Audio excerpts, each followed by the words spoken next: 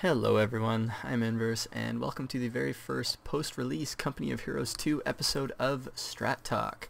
I went on a bit of a hiatus there through open beta and a little bit at the beginning of release, but I'm finally up to speed on the game, feel comfortable enough to talk about it, and I finally have some games that I can actually cast, because there hasn't been a patch between when I played these games and when I got time to record, so that's perfect. So we're going to jump into things today with an Ostheer strategy that is an attempt at developing something that works well in a lot of different situations, gives you a lot of flexibility against the current popular Soviet builds, which are generally heavy conscript play and heavy scout car play. And then allows you to transition out of a early game into a mid game and then into ultimately a late game with some tanks. So let's get this game going right now. I've got two games to show today. This first game is against Peter, who is a developer on the Relic Balance team. Him and I played a few games the other night, and I tried out my strategy, and this was a fairly good showcase of how the build works against a more conscript heavy style of play. In the next game, we'll see how the build works both on a larger map, a less advantageous map, and against heavier scout car play. Now first things first, the build is fairly straightforward.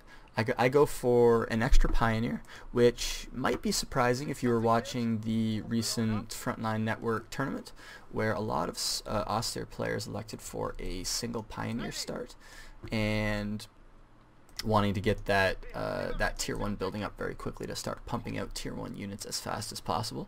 Now I prefer to elect for a 2 Pioneer start for a couple of reasons. First of all, it gives me a little bit more map control in the early game. I can get that second unit on the field a little bit quicker, so I can start capping a little bit quicker.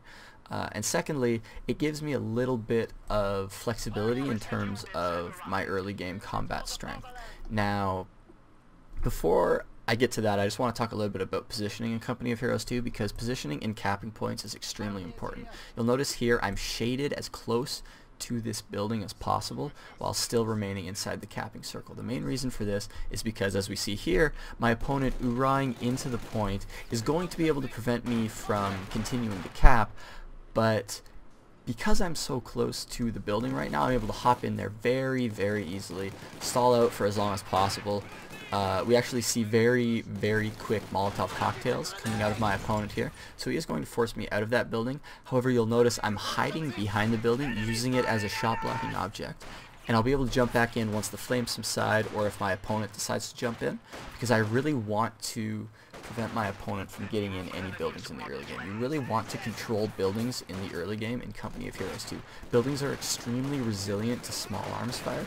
They take almost no damage. Units inside take almost no damage from regular small arms fire. You need either grenades, flames, so either Molotov cocktails or flamethrowers, or some sort of indirect fire such as mortars, really, to clear buildings, which makes them extremely powerful in the early game. Furthermore, this strategy that I am doing right now is a very munitions intensive strategy. You need munitions for Panzerfausts to deal with scout cars, you need munitions eventually for a Flamer half-track, which we'll get to in a little bit, and you need munitions for AT weaponry later on in the game. So if you can preserve munitions early game by avoiding a flamethrower or just saving up money and not investing in a flamethrower, you give yourself a lot more opportunities a little bit later in the game to use those munitions in an even better way, as opposed to simply using your munitions in the early game and then having them on a unit that's a little less effective. Continuing though with the general build order, I have my 2 Pioneers, and you'll notice right here they're doing a fairly good job of dealing a little bit of additional damage, and now will give me extra bodies to go cap around this top part of the map. You'll notice I also completely neglected the bottom portion of the map. This is by design. I really want to be able to focus and capture a single area of the map initially, and then eventually branch out, as you see here, once I've managed to force my opponent off and give myself a bit of breathing room. I need that base of territory in order to give me the resource income I need to do things like use Panzerfausts while also being able to get a Flamer half-track, or teching up to eventually Tier 3 as quickly as possible. Now going back to my tier 1 build order, you'll notice I went 3 Grenadiers very quickly, and now I'm getting an MG. The reason I go for a such Grenadier heavy play is because, first of all, a lot of Company of Heroes 2 maps are extremely large. In fact, most 1v1 maps are ridiculously large, even by Company of Heroes 1 2v2 standards. Holodne, the map that we're on right now, is in fact the smallest of the 1v1 maps, and is still extremely big. So with that in mind, an MG is a little bit less effective with a map rotation such as this, simply because you need to have a general idea of where your opponent's going to be. You need to be fairly predictive with where your opponent might be, and you need to keep that in mind when using MGs. It's a lot easier when your opponent's shown you kind of where he's going to be focusing, and you already have a lot of infantry to support your MG. It's a lot easier then to use an MG, as opposed to a little bit earlier where you might not necessarily know where your opponent's going to be, or you might not have the necessary support. So I elect for 3 Grenadiers, and then an MG, and then a 4th Grenadier. I want as many Grenadiers as I can in the early game, because I need that mobility against scout cars. Machine guns are not very good against scout cars on their own. They really need Grenadier support, because they need Panzerfaust support. A MG with a Grenadier is an extremely effective combination against scout cars, but an MG on its own is extremely weak and extremely vulnerable, so I want to have as many Grenadiers as I possibly can spread around the map so that my opponent's mobility with scout cars is limited as much as possible. So now that I've got my core tier 1 infantry base up, I did actually lose a Pioneer, but that's okay. You'll see I'm teching up now to tier 2. I'm going to be using my tier 2 primarily for a Flamer half-track and a single Panzer Grenadier. Now the Flamer half-track is my main source of anti-infantry, and is going to give me a lot of pushing power, because it's going to force my opponent to spend munitions on AT grenades. It's going to force my opponent to support his infantry, because I finally have something. Ostheer in Company of Heroes 2 is extremely immobile in the early game, especially in comparison to Soviet early game, where you have URA on your conscripts, so you can move around very quickly. You have scout cars and all this kind of stuff that really allows the Soviet player to be very mobile. Ostheer doesn't really have any of that in the early game. They more rely on locking down portions of the map until they can get to a mid-game where they can actually be a little bit more aggressive, which is the goal of this strategy, is to get you there as smoothly and as cleanly as possible. And that's also another reason why very big maps can be difficult for Ostheer, just because you don't have the ability to really lock down a portion of the map, because maps are just so big to begin with. But with my Flamer half-track, I finally have something that gives me the ability to be a little bit more aggressive. I can punish my opponent for sending individual squads out. That's another reason as well that I like to go for 2 Pioneers, because AT grenades are very effective in Company of Heroes 2. They're not really dodgeable in the sense that they're not dodgeable like sticky grenades or sticky bombs were dodgeable, where if you move out of the range before the animation finishes, they cancel. That doesn't happen in Company of Heroes 2. Once the animation starts, it's a guaranteed hit. So it's very beneficial to have a number of Pioneers around the map so that you can constantly be repairing your Flamer half-track. You see I'm getting that half-track right now. On occasion, and we'll see this next game, I sometimes elect for an armored car either before or after the Flamer half-track, but it's generally a situational decision, mostly based on what my opponent's shown me. If he's really going heavy on scout cars, I might want to get an armored car, which I suppose is now called a scout car for the Ostheer. For simplicity's sake, I'll be calling the Soviet variety a scout car and the Ostheer variety an armored car, just to make things a little bit easier. But yeah, an armored car is very effective upgunned against, and even not upgunned, though it's weak against guards and anti-tank grenades, it's very effective against scout cars. So if my opponent's going very heavy on the scout cars, I will, in a lot of situations, depending again on my munitions income, get a armored car if I can afford it and if I feel it will be useful. Other than that, my ideal mid-game is getting a Flamer half-track, getting a Panzer Grenadier, and then immediately teching as fast as I possibly can to Tier 3. Because I want to rely on my Tier 1 and Tier 2 anti-tank counters, or I suppose tank counters, as little as possible. Because they're not very cost-effective, they're not very efficient. You have to spend a lot of munitions Panzerfausting. Panzer Shreks are fairly effective and fairly high damage dealing, but are very expensive and come on an extremely fragile unit.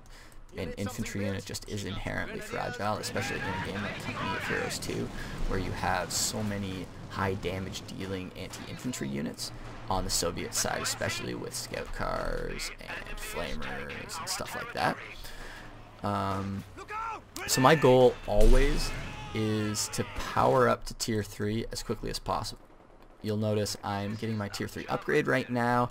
I'm going to be able to get my Tier 3 building up as soon as possible, and I have a very nice command and control of the map. Now my opponent does have a T70. You saw a blip of it right here. It actually ran right past my teller mine, unfortunately, which made me very, very frustrated when I was playing this game.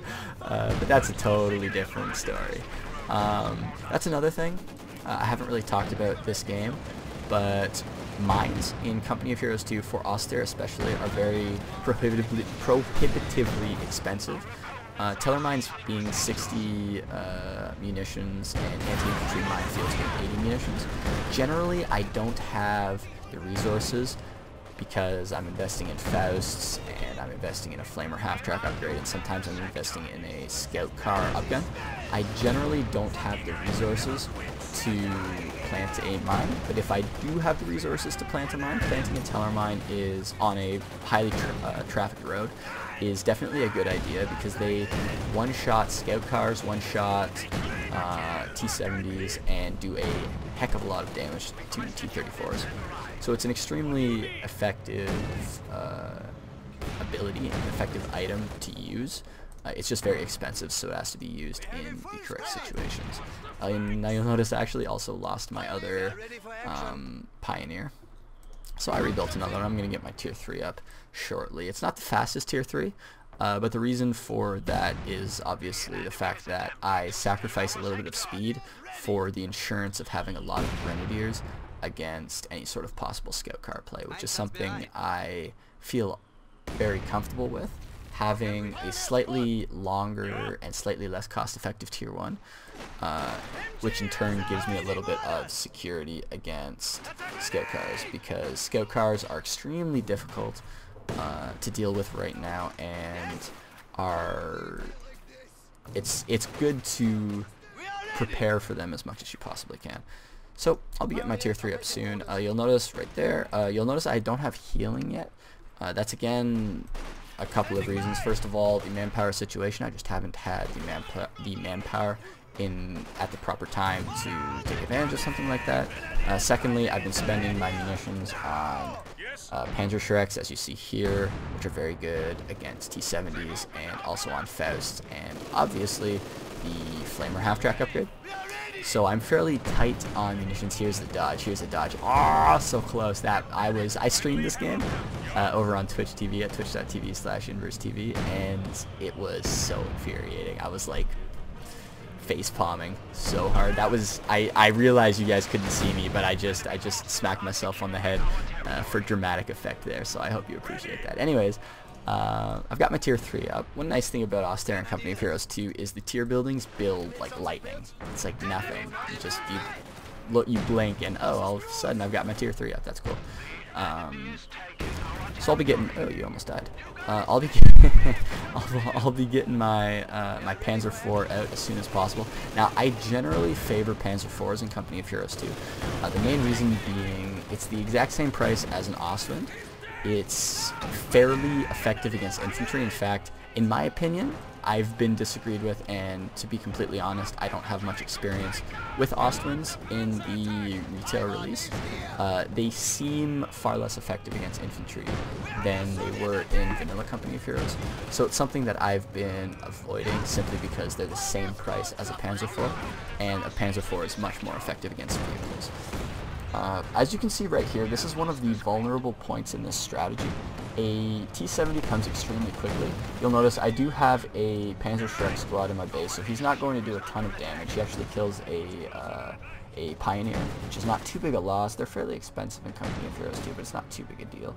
But my opponent has been able to cut me off and cap back a decent amount of the map right now. However, in getting that earlier T70, he sacrificed a earlier T34, which is going to make it a little bit more difficult for him to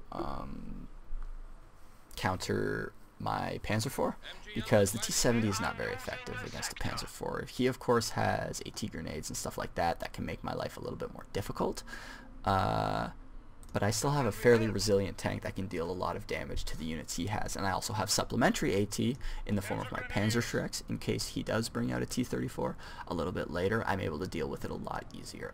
The combination of Panzer and Panzer IV against Soviet armor is extremely effective. It's my preferred method of dealing with units like T34s and Su-85s, which are fairly difficult to deal with in general, but Panzer IVs and Panzer make that a lot easier to do.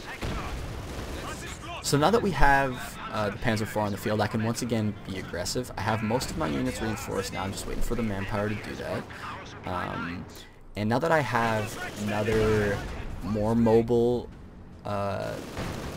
force projection unit, I guess I could technically call it, a unit that allows me to be aggressive around the map without having to rely on pure infantry that can be forced to retreat and waste a lot of time. A unit that can just constantly be soaking up and dealing damage on the field makes it a lot easier for me to push back onto the map, and you'll notice me doing that right now. Pushing up on this right hand side. I know he only has a T70, at least that's all he's shown me right now, so I'm not too worried about anything like a T34 or an Su-85, since it's far too early. Excuse me. It's far too early for units like that to be on the field. So now I'm in the process of reconnecting my fuel up here. I'm also pushing forward on the bottom here, and because my opponent spent a lot of time on the field capping around the map, you'll notice a lot of the units he has on the field are either grossly out of position or very low on health. You have that very far out of position Maxim squad. You had that very low health conscript squad down the bottom there. So I feel comfortable pushing forward and being aggressive right now. My opponent is actually going to bring in a T34 right here and ram me, but this is especially when the Panzer comes into play, because a ram T34 is not really going to do much damage right now. A T34 isn't going to do much damage either, and my Panzer are very effective against both. So I can just move in. You'll notice I'm going to be able to pick off this T70 extremely quickly, and then move on. I want to make sure I have this building secured, because I'm going to want to put my Panzer in there, and then I can just push forward, decrew this AT gun, recruit myself if possible, and I haven't really lost anything, and I've killed a T34, or I will kill a T34, an AT gun, and a T70. So that's the strength of being able to push immediately after your opponent's been extremely aggressive. It seems in a lot of situations like you're at an extreme disadvantage in situations like that, because hey, my opponent's just, you know, he's dealt a bit of damage to me, he's forced me to retreat, look at all the map he's got right now. The thing you have to remember is he's extremely strained in terms of the units he has in the field and the ground he has to cover. He's extremely close to your base, so your reinforcements are hitting the field far earlier than your opponent's reinforcements, simply because you're closer to your base than you are to his base. And in this case, you have the tech advantage because you've got a slightly quicker, heavier tank. Your opponent went for a slightly quicker, lighter tank, which gave him a bit of dominance a little bit earlier, but at the expense of, and at the cost of, a slightly weaker point a little bit after that, when he doesn't really have anything to deal confidently with that Panzer IV. So from this point, really the best thing an Ostheer player can do is continue to pump out those Panzer IVs and use them to push around the map, and in a lot of situations you'll be using them against hit the dirt, simply to force your opponent to retreat, to force your opponent to move, and to keep and capture territory of your own. In this situation, you saw the 120mm mortar team, so obviously we're not going to have anything like that in this game because my opponent went for a different doctrine. Which brings me, of course, to my doctrine selection. For Ostheer, I don't really find doctrine selection to be all that important. I've been going for Spearhead doctrine simply because it's the only doctrine I have that has the Tiger. That's really the only reason I've been getting it. Once I get, I don't remember what the other Tiger doctrine is. The one with the Opel Blitz truck that's probably the best Ostheer doctrine currently. Really though, doctrine for Ostheer is not too big of a deal. Most of your powerful damage dealing units are non-doctrinal anyways, and doctrine units tend to be very expensive. The Tiger being, of course, 560 manpower, I think, and something like 260 fuel. It's an extremely expensive tank that you really aren't usually going to be able to afford to field in a lot of army ones. So it's something that I don't really go for, but it's something that if I have the opportunity to get, I will definitely do. So now you'll notice at this point, I'm just constantly being aggressive with my infantry. I have the infantry advantage at this point, simply because I have a lot of infantry, they have a lot of veterancy. I'm going to be generally deciding at this point in the game between am I going to build another Panzer IV or am I going to build another Panzer Grenadier squad. That's pretty much your main decision in the late game as Ostheer, at least with this strategy, simply because those are your two major units. You have your Panzer IV for anti-tank and also mobile anti-infantry, and then you have your Panzer Grenadier for stuff like anti-guard infantry and stuff like that. I'm finally getting my healing up right here. You see it's slightly delayed. It's usually something you want to get up a little bit quicker. Generally, if I can afford it, I want to get my healing up even before I get to tier 3. I want my healing up just as soon as I can possibly get it. It's extremely effective and it saves you a whole heck of a lot of manpower in the late game. Furthermore, it gives you parity with Soviet infantry. Soviet healing is extremely easy to get in terms of cost. It's simply 250 manpower. You don't have to spend munitions or fuel. It's relatively cheap for what it does, and most Soviet players get healing just as part of their regular build order extremely early in the game. Personally, I get my healing right after my 4th conscript squad, so I always have it extremely early, and it means I'm always extremely cost effective with my infantry. It's a little bit more difficult as Ostheer, simply because you have to pay munitions for it, and as I mentioned earlier, most effective Ostheer builds, most effective Ostheer strategies currently are going to be extremely munitions intensive, simply because that's how you counter a lot of the things Soviet players can do. That's how you counter hit the dirt. Oh, you're going to throw grenades or use rifle grenades. How are you going to counter scout cards? You're going to use Panzerschrecks, Tellermines, or Panzerfaust. Almost everything is munitions based, and for that reason you really have to be careful about your munitions spending in the early game. Now mid game, once you have your tier 2 out and you've got a decent hold on the map, in a situation like that, a lot of the time you can afford to spend the 60 munitions on healing, but in a lot of other situations you kind of can't. So we're going to speed this game up a little bit just to make sure I'm not missing anything. I'm fairly certain this is all I wanted to cover in this game. Stuff's blowing up, stuff is dying, and gods are appearing. But yeah, that's it for game 1, guys. I'm going to jump into game number 2, and we'll see how this works out on a slightly bigger map against a slightly different strategy. Alrighty, let's jump into game number 2. We got a game now on Minsk Pocket, which is an extremely large 1v1 map, against Cepha, who is the extremely popular, extremely talented Company of Heroes 2 player, who actually was the runner-up in the recent Frontline Network Company of Heroes 2 World Championships.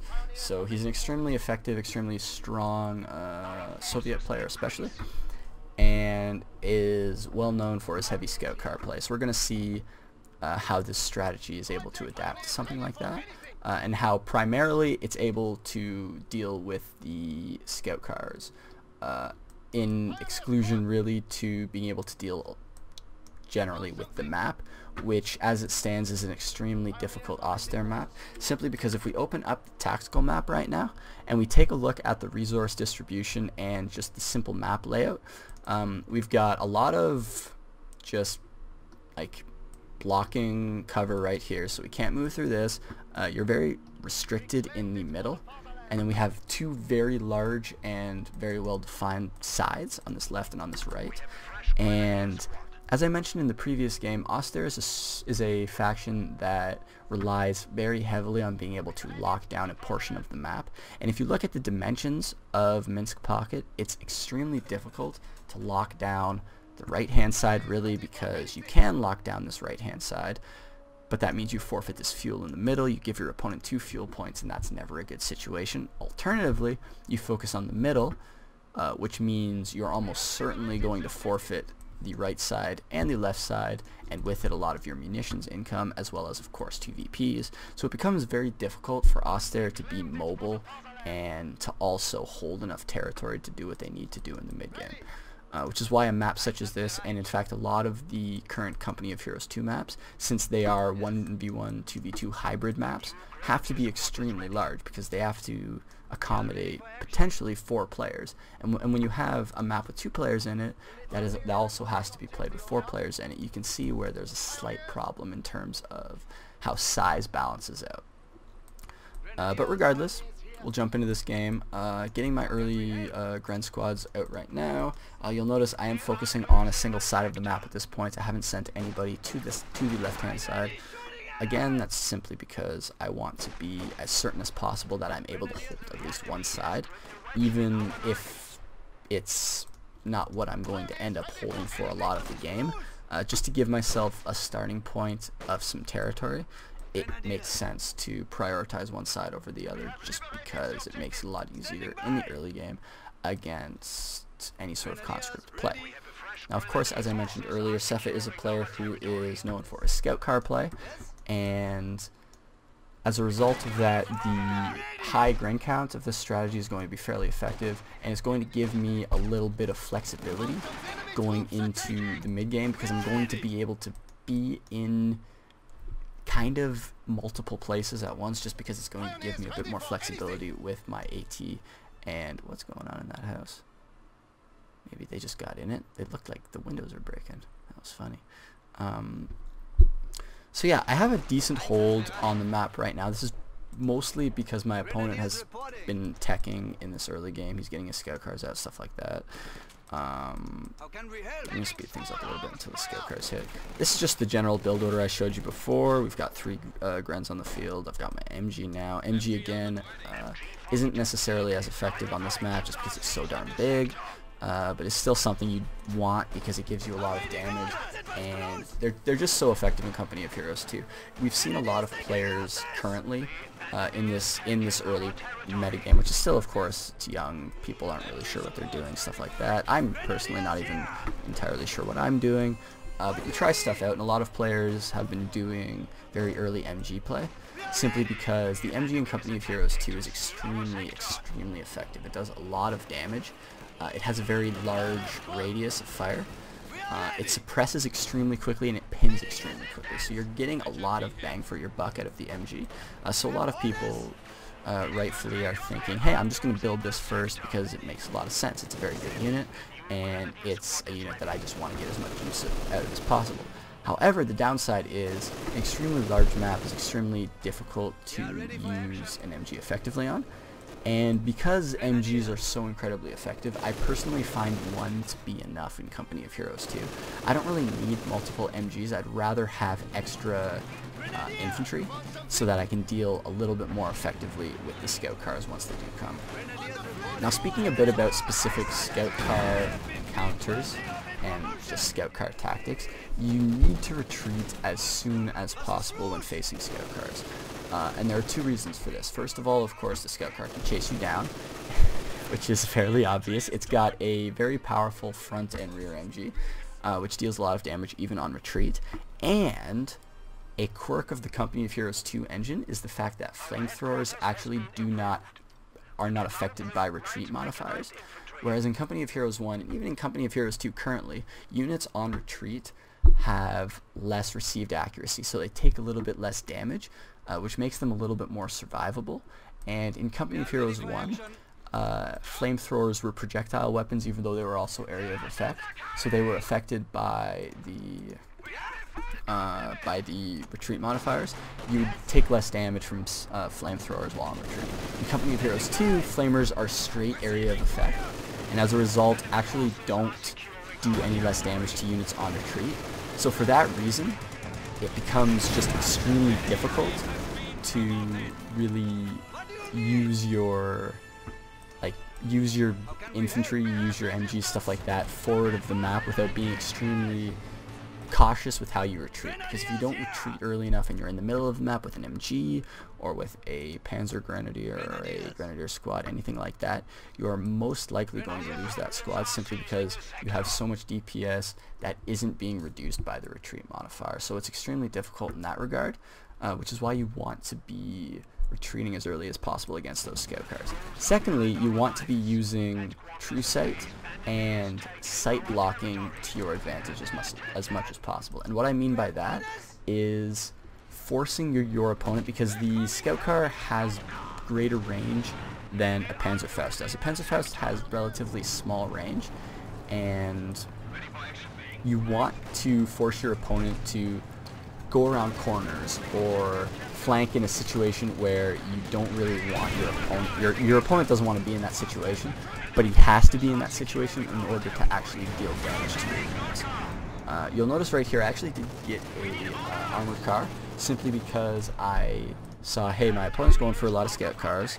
It makes sense for me to get an armored car and potentially upgun it, so that I can deal a little bit easier with those infantry squads. However, what I decided to do, because I managed to kill that second scout car without upgunning, was save my munitions and get a slightly quicker flamer half-track. Now, unfortunately, I ran into a scout car with guards inside it, and because I'm having a difficult time currently against all of these scout cars, I elected instead to forego the flamer half-track upgrade, and instead what I'll be doing is getting my Panzer Grenadier squad as soon as possible and then giving him a Panzer Shrek, which will of course make it a little bit easier against these scout cars, also make it easier a little bit later on, and also force my opponent to be a little bit more careful with his scout cars, which is something I definitely want to force my opponent to do. Now you'll notice I've switched over to the left-hand side a little bit. I actually have decent map control at this point in the game. My main problem is I've been unable to finish off scout cars. This scout car, if I can kill, would put me in a very, very good position. You notice I've completely cut off my opponent's fuel. My opponent's harassing my fuel, and I did manage to kill this scout car. My opponent is harassing my fuel. However, I've been able to also harass his. I've got a fairly large fuel bank considering the point in the game and the map control I have. However, my opponent's mobility is really taking a toll at this point in the game, and you'll notice you're starting to see how the size of the map can be a big impediment to Ostheer play, especially later on in the game, because my opponent's extremely mobile. He has a lot of the ability to push from the left side to the right side very easily. He has superior infantry, generally speaking, simply because he's been gaining a lot more veterancy, because he's been dealing a lot more damage. I did actually lose a Grenadier, which was also very sloppy of me, but at this point it again gets into that uncomfortable mid game where I want to tech to tier 3. That's my ultimate goal, is, hey, I'm going to get to tier 3 and I'm going to get a Panzer IV out. But the main problem is, hey, how do I get my fuel? Because if I push in the middle, well, hey, my opponent's going to cap around the sides of the map. If I cap around the sides of the map, I can hold territory a little bit easier, but hey, I'm not going to have that fuel. Furthermore, I don't really have any way to effectively deal with scout cars who harass my capping in this middle area. It's going to be very difficult for me to actually cap a point, because I don't really have anything, at this point in the game at least, since I've lost that scout car, and I have one less Grenadier, and I'm being forced to spread around the map. It reduces the number of units I have to harass my opponent and defend aggression and stuff like that. But you'll notice I am eventually going to be able to cap this fuel in the middle here. I've been able to push my opponent off slightly on the right hand side, so I'm still able to maintain some map control. And I'm going to be a little bit, try some stuff on the left side. One thing that I really should have done on this side was support this half-track a little bit more.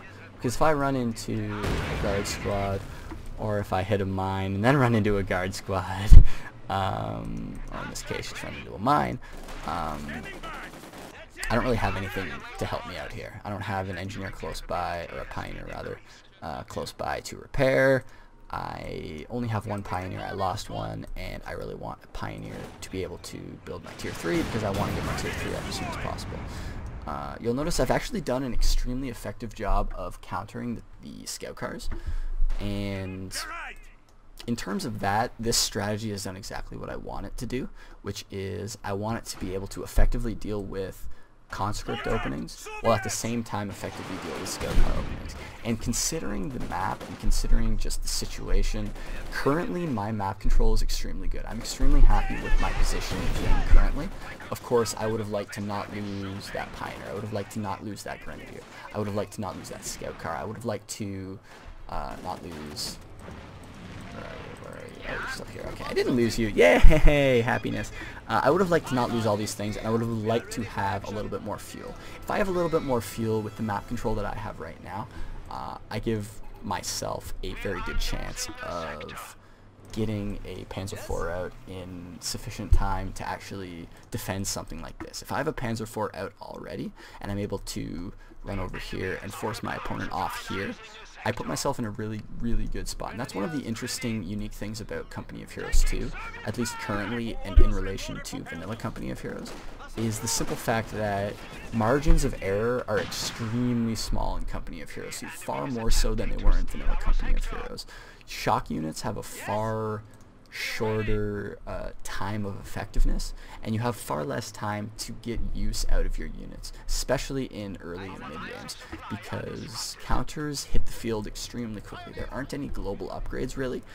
Soviets have a few global upgrades with the Molotovs and AT grenades, but aside from that, there's not really global upgrades. So all people have to spend their money on is tech buildings and units, which is an interesting dynamic because it's something that's extremely foreign relative to vanilla Company of Heroes. In vanilla Company of Heroes, generally what you would do was decide, hey, am I going to go upgrades or am I going to go vehicles? In Company of Heroes 2, it's almost always vehicles, so you need to be extremely precise with your timings and get as much use out of your units in as little time as possible. You can't really sit back.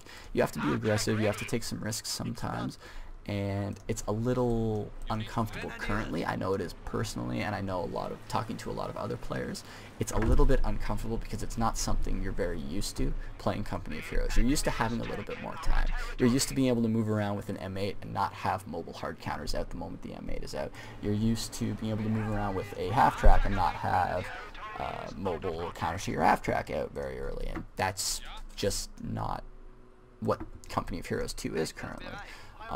You'll notice I'm actually floating a lot of manpower currently. That's because I'm waiting for my Panzer IV. I'm actually building something. I don't know what I'm building though. I'm building my bunker. Yay! I'm building my bunker. This is slightly quicker than it was before. Only 14 minutes in. Still far too late.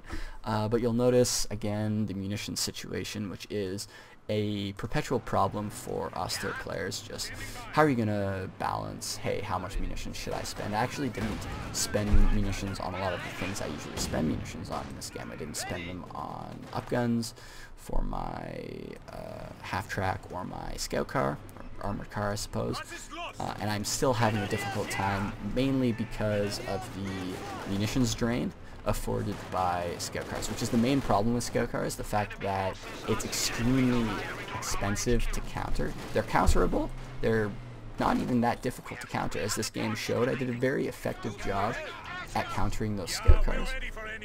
The problem is the cost of countering those scout cars, primarily in terms of munitions, was simply too high to give me a fighting chance later on in the game. You see, I am getting my Panzer IV out, however it's extremely late at 15 minutes because I had a very difficult time holding this area while also holding the munitions I needed to survive, and chances are, and we're actually going to see that, my opponent will have an Su-85 on the field in time, and it will make my day and my Panzer IV extremely difficult to use. So we're going to speed through things right here. I lose this game, by the way, before any of you are wondering how this amazing, miraculous comeback happens. No, I do lose this game. But I don't necessarily think that that is the thing that you should take away from this game particularly is, oh, hey, he lost this game, no one can beat Ostheer, or no one can beat Soviets. This is so stupid. But take away from it, hey, what was the problem with what I did in this game? Primarily, hey, I didn't really have the mobility I wanted because it was a little bit difficult for me to move around the map. Okay, that's a map problem. That's something that's very fair. I don't think anyone's going to argue with you that Minsk Pocket is a very good 1v1 map. It's definitely not a very good 1v1 map, but that is not the point. The point is, in terms of being able to react to and counter scout cars themselves, rather than the effects that scout cars have on your units and on just your play in general, being able to counter scout cars is definitely possible, and going for a Ren heavy early game personally is my preferred method of doing things. I know a lot of players have been experimenting with things like very heavy,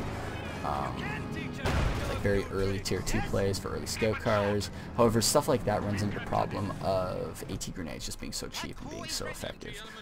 So this is currently my preferred 1v1 Soviet build. I've had a lot of success with this 1v1 build currently, and earlier. I've been playing with this for a while now, and it's something that I encourage you to try out, see if it fits your style. It gives you a lot of flexibility to do a lot of the things you want to do. It's by no means perfect, of course. It's still very early. Why can't you see anything now? Really weird.